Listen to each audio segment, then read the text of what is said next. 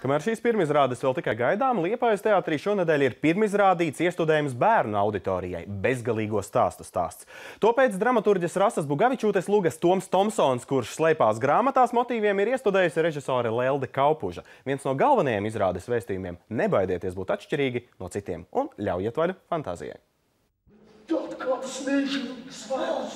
Toms pārējo vienaudžu vidū izceļas ar spilgtu fantāziju un lielu lasīt kārtu, tāpēc kā atšķirīgais nerad tiek izsmiets. Patvērumu viņš atrod iztēles pasaulē, kur nokļūst ar kādas īpašas grāmatas palīdzību.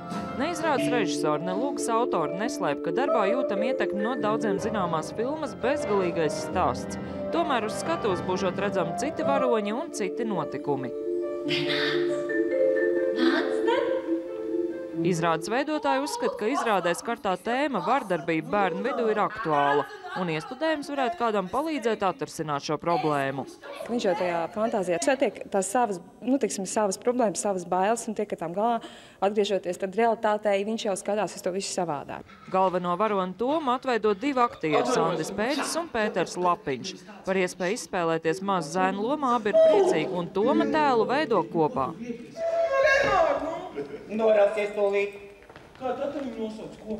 Tā ir klasiskā situācija, ka tu īsti netici sev vai baidies vienkārši būt tu. Un tieši tāpēc, ka tu baidies, tieši tāpēc arī tev apceļ. Viņš spēj šo iztēlu pacelt, ka tas ir krūti, ka tas ir forši, kad grāmatas vajag lasīt. Ines Ķester, Rēns Anziķis, TV Kurzeme.